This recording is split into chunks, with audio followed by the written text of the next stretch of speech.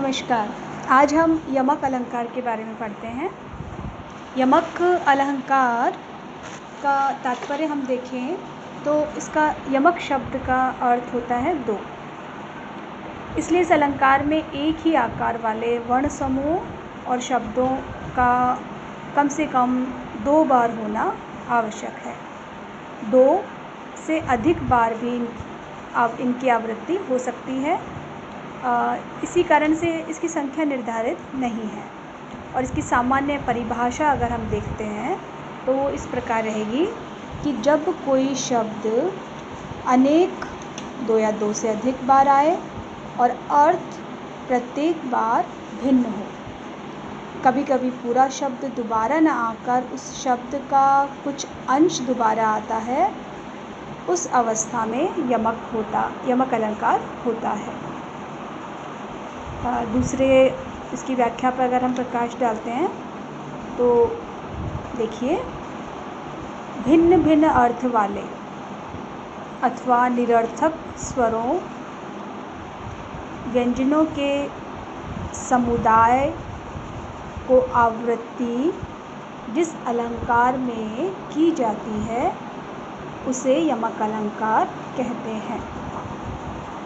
इस अलंकार में अर्थ को उतनी प्रधानता नहीं दी जाती जितनी वर्ण समुदाय को या शब्दों के विशेष ढंग के प्रयोग को दी जाती है, उनकी आवृत्ति को दी जाती है।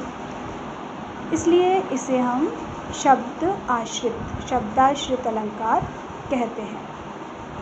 ऐसे शब्द जो सार्थक अथवा निरर्थक में से कुछ भी हो सकते हैं, जिनके कारण इनकी आवृत्ति या इनके भिन्नार्थ जो शब्द है वो निरर्थक शब्दों की आवृत्ति भी हो सकती है। एक उदाहरण हम देखते हैं। मूर्ति मधुर मनोहर देखी, भयउ विदेह विदेह विसेखी। तो देखिए, इस उदाहरण में विदेह शब्द 2 बार आया है और पहले अर्थ में पहली बार जो प्रयोग हुआ है विदेह, उसका अर्थ हुआ राजा जनक, और दूसरी बार जो अर्थ प्रयोग में हुआ है उसका अर्थ रहा कि देह से रहित, यानी देह की सुधि भूला हुआ। तो आवृत्ति 2 बार हुई है और दोनों बार इसके जो अर्थ हैं वो भिन्न रहे हैं। एक और उदाहरण हम देखते हैं। कनक कनक ते सौ गुनी मादकता अधिकार, व खाए बौरात जग व पाए बौरात। अब देखिए, इस उदाहरण में कनक शब्द 2 बार आया है। पहले में जो प्रयोग कनक हुआ उसका अर्थ हुआ सोना या स्वर्ण, और दूसरी बार में जो कनक शब्द प्रयोग में हुआ है उसका अर्थ हुआ धतूरा।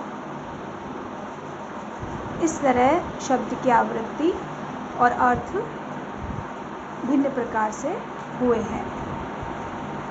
यमक अलंकार के और भी उदाहरण हम देख सकते हैं जिनमें शब्दों की आवृत्ति सार्थकता और निरर्थकता के रूप में हुई है।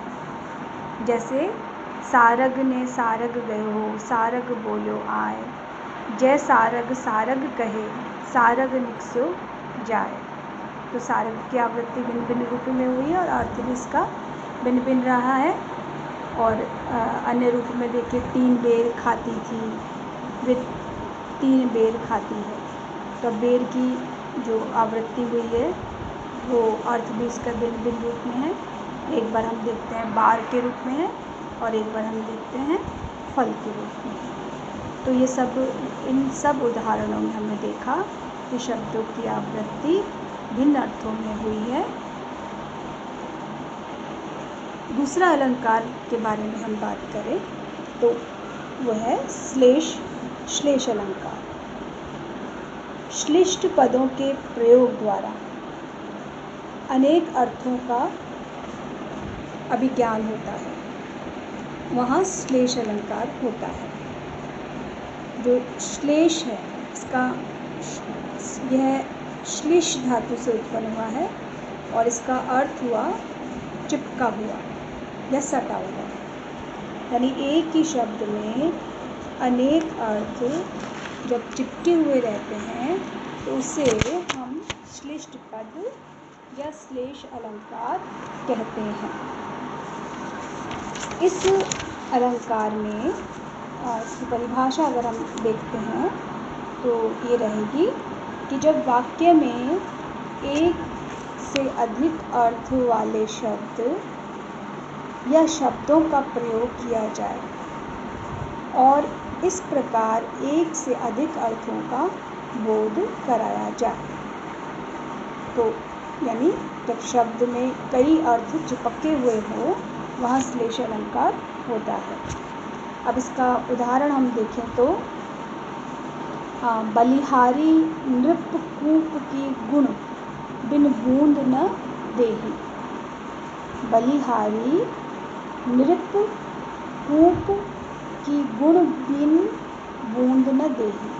तो इसका अर्थ हुआ कि राजा और कूप गुण बिना कुछ भी नहीं देते। तो यहाँ देखिए गुण के दो अर्थ हैं, एक राजा के साथ और दूसरा कूप के साथ। जब राजा के साथ इसका अर्थ रहा है सद्गुण और कूप के साथ इसका अर्थ रहा है रस। इसी तरह से हम एक उदाहरण और देखते हैं कि पानी गए न उबरे मोती मानुष चून। इस उदाहरण में देखिए पानी शब्द जो है उसमें अनेक अर्थ समाये हुए हैं। इसमें मोती के साथ इसका अर्थ कांति है या चमक है। मनुष्य के साथ इसका अर्थ प्रतिष्ठा या इज्जत से है और चून के साथ इसका अर्थ जल से या पानी से है। तो इस तरह पानी शब्द तीन अर्थों के व्यंजक बनकर अनेक अर्थों की अभिव्यक्ति कर रहे हैं। तो यहाँ हमारा श्लेष अलंकार हुआ। इसी तरह से जो श्लेष अलंकार है उसके भेद किए गए हैं, दो प्रकार इसके माने गए हैं। एक है अभंग श्लेष और दूसरा है सभंग श्लेष। अभंग श्लेष में हम बात करें तो यहाँ है जब शब्द के टुकड़े किए बिना ही उसके अनेक अर्थ निकले, वहाँ अभंग मतलब बिना टुकड़े का, वहाँ श्लेष अलंकार अभंग श्लेष अलंकार हुआ। जैसे हमने उदाहरण देखा कि पानी गए न उबरे मोती मानस चूर। इस दोहे में जो पानी शब्द के तीन अर्थ बिना शब्द भंग किए निकाले गए हैं और इसकी जो व्याख्या है वो श्लेष के पूर्वोक्त उदाहरण में हमने देखी है। दूसरा जो इसका उदाहरण हम देखते हैं वो है सभंग श्लेष। पहला रहा अभंग श्लेष और दूसरा रहा सभंग श्लेष। मतलब जहाँ एक ही शब्द के टुकड़े करने पर उसके अनेक अर्थ निकले। अभंग में हमने देखा कि टुकड़े किए बिना उसके अनेक अर्थ निकले और सभंग में जब टुकड़े करने पर इसके अनेक अर्थ निकले। जैसे उदाहरण देखते हैं हम, संतत सुरानी हित जेहि बहुरी सत्र सम बिन बहु ते। अब इस उदाहरण में सुरानी शब्द श्लिष्ट पद है जिसके टुकड़े करने पर इसके दो अर्थ निकल रहे हैं, सुर और अनीक। अर्थात सुरों देवताओं की, अनीक मतलब सेना, देवताओं की सेना। दूसरा अर्थ निकल रहा है सुरानीक का, सुरा और नीक, सुरा मतलब मदिरा है ना, और दूसरा नीक का अर्थ निकल रहा है अच्छी। तो इसका पूर्ण अर्थ हुआ सच्ची, मतलब अच्छी शराब। इस तरह से हमने देखा कि सुरानिक शब्द की सभंगता के कारण सभंग श्लेष का उदाहरण इसमें रहा। एक अन्य उदाहरण द्वारा हम इसे और समझने का प्रयास करेंगे कि अजो तरियोना हो रहे हो श्रुति सेवत इकांग। अजो तरियोना हो रहो श्रुति सेवत इकांग।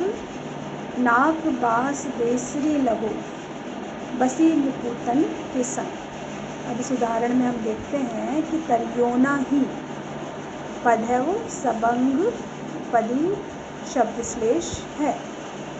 इस शब्द के टुकड़े करने पर जो 2 अर्थ निकलते हैं वो इस तरह रहेंगे कि तरियोना ही अर्थात कान का आभूषण अथवा कर्णफूल, और दूसरा निकल रहा है तरियो नाही। ऊपर पढ़ा हमने तरियो ना ही और उसी तरह तरियो नाही, तो जो तरा नहीं, जो भवसागर से पार नहीं हुआ। तो हमने देखा कि इसमें इस तरह से ये सभंग का उदाहरण रहा।